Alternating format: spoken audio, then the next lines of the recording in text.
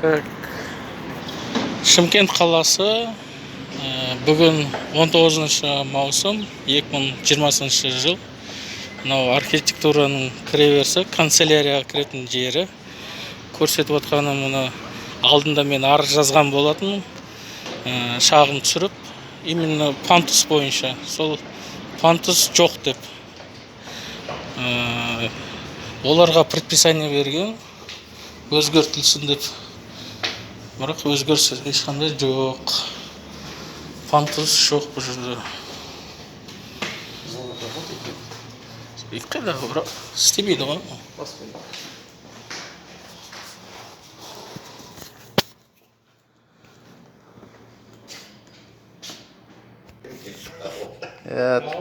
Тағылаңыз.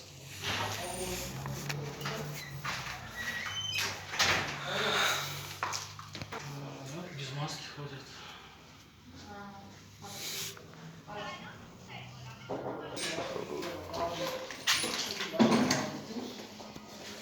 Девушка, почему вы маску не носите? Я уже второй раз замечание вам делаю. Вы почему маски не носите? У вас же в карманах маски. Увидев представителей СС, журналистов и полицейских, люди спешно достают средства индивидуальной защиты из сумок и карманов. Большинство жителей игнорируют все правила масочного режима. К слову, Шымкент сейчас входит в тройку лидеров по количеству зараженных COVID-19. Узнав проверяющих, пришел директор рынка. Он обещает исправить ситуацию, но в Акимате словам больше не верит. Тем более эта ситуация повторяется завидным постоянством. На директора, которому уже давали несколько предупреждений, составили протокол.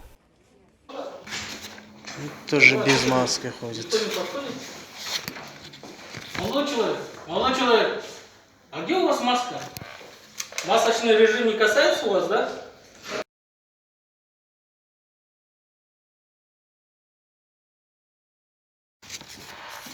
Bak sizde maske yok.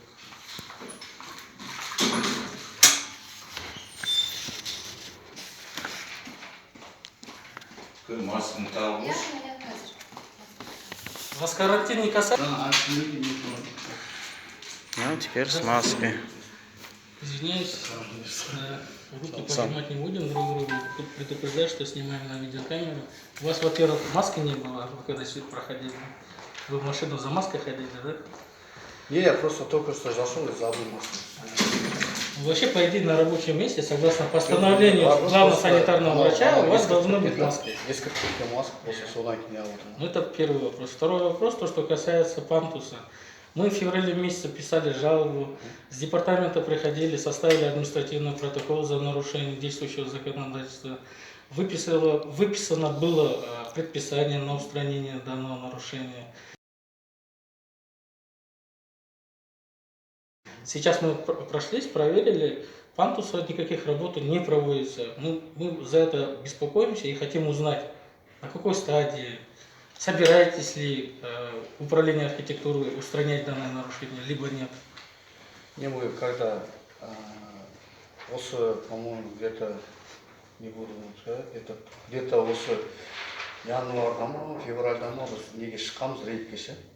Не совместно пандус бойынша, 5 мекеме бойынша, 6 мекеме бойынша шыққанбыз. Автовокзал, жаңағы именно осы инвалидтерге қарайтын басқармалар, соларға шыққанбыз. Сол кезде олар жаңағы несоответствующий жаңағы істемеген нелердің бәрін. Нет, я про ваш пантус говорю. Сіз қаяқта жазған едіңіз, арыз бар ма сізде? Я в феврале писал. Так у вас же и протокол есть, и предписание у вас на руках есть. Все У хорошо. вас у самих пантуса нету. Хотите, я вам покажу? Не, просто мен ол неде болмауымды көрейік қазір қарап, если шығып жатса қазір материал көтеріп көреміз да, қайсы именно. Вот смотрите, я вам так скажу, да, до 10 сентября у вас срок стоит. Вы должны свой пантус привести в порядок, согласно СНИПу. Правильно? Вы же знаете, что...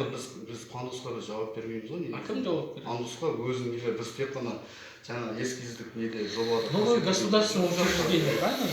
Иә. Да. Ну кто теперь, кім жауап береді? Оны именно өзінің мекеме бар осы именно пандус бойынша қарайтын солармен біз как-то сол кезде рейдке шыққан кезде как-то как біз архитектура совместно рейдке шығамыз ғой пандус. Причем тут рейд? Я говорю про ваш пандус, который здесь стоит. Біреудікі емес, өздеріңіздікі. Канцелярия. Он у вас там его нету абсолютно. Все хорошо, как курить. Люди, у которых есть проблемы с передвижением, колясочники, они как должны попасть в канцелярию? Как они будут заявление подавать к вам? Я просто, мы пришли, проверили, да, никаких работ не проводится. Мы поэтому и хотели узнать, на какой стадии. Без маска қайда кіріп барасыз? Извиняюсь, коронавирус. Это во-первых. Во-вторых, у вас нету маски. Сейчас масочный режим, карантин. А почему не носите маску? Ну, я же вижу, что у вас нету маски. Ну, давайте завтра приехать. Завтра приехать. Когда приехать? Ну скажите, когда приехать? Енді қазір арыздарыңыз бойынша қарап көрейік материалды. Енді естіп тұрмын ғой вопрос бойынша. Егер де жаңағыдай болатын болса, мен сізге четко жауап беретінмін. Ну все, я и говорю, давайте завтра приеду тогда. Хорошо. Устранить етуге айтамыз, басшылардың бәріне личный өзім айтып шығамын. Егер сол арыз болатын болса, устранить етеміз, как положено. Потому что, естественно, ол бойынша бізде өзіміз жаңа совместно рейдке шығамыз, осы бойынша жүргеннен кейін біз оны в данный момент ол жерде көрмегенде. Вы в этот департамент позвоните, который именно занимается этим вопросом, который штраф выписывают, уполномоченный орган, да? Вы к ним позвоните, по-моему, Харлаш ее зовут. Она приходила, она составляла в отношении вашего бывшего начальника административный протокол. Сейчас, если вы до 10 сентября не устраните это нарушение, да, то уже по части второй раз будем налагать. Вот обязательно қазір сол қазір қарап көреміз, егер не алса, жаңа Харлаш. Ваша фамилия как? Желательно устранить. Ваша фамилия как? Фамилия ваша как? Сейдалиев. Сейдалиев. Вы юрист, да, по должности? У вас есть служебное удостоверение? Служебное, как видите. Есть вообще? Да, либо есть. Его нет? Есть, конечно. Ну все хорошо. Давайте завтра придем, и вы четкий ответ Все, дадите. обязательно. Обязательно.